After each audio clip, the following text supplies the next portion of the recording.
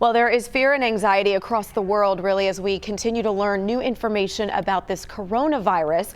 Let me lay out what we know so far. More than 20 million people are on lockdown in 3 cities in China. So far, there's one confirmed case in the U.S. out of Seattle, and this morning officials are investigating 2 more possible cases, one involving a Texas A&M student, which I'm sure you've heard about. In our live poll this morning, we are asking, how concerned are you about the coronavirus? So far, a lot of you are saying that you're very concerned. If you'd like to weigh in, you can go to WFAA.com/vote now to do so. Now, I know a lot of you have a ton of questions involving this virus, so we are speaking this morning with Good Morning America's Dr. Jennifer Ashton. Thank you so much for making time for us, Dr. Ashton.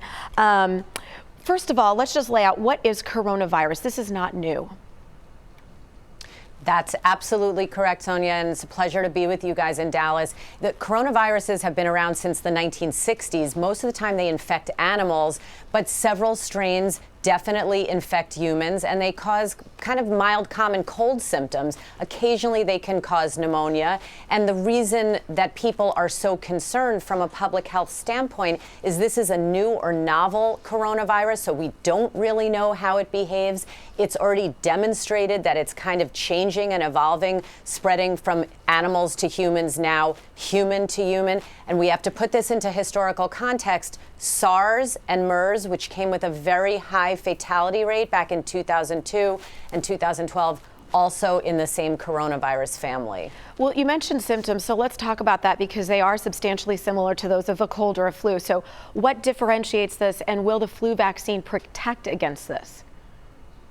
So the flu vaccine is only effective against influenza, so the answer to that is no. But the symptoms of coronavirus can be difficult to distinguish between any other circulating upper respiratory virus right now. So basically it's fever, cough, some chest pain, and most importantly with coronavirus right now in the United States, it's a history of travel to China, in particular to Wuhan, in the last 2 weeks. So that education, that travel history, very, very important in tracking this virus. Yeah, and of course something that's big that we've been talking about here, of course, is that possible case in Texas. It's near us in the Dallas-Fort Worth area.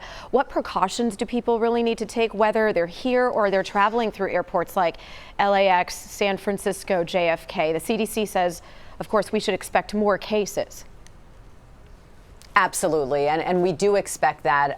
You know, common sense precautions, very effective here. Hand hygiene, washing your hands often, not touching your face, nose, and mouth, avoiding contact with sick people, staying home if you are sick. And again, for regular U.S. population, the risk is thought to be low at this point, but we are going to continue to follow this. It's evolving and dynamic situation.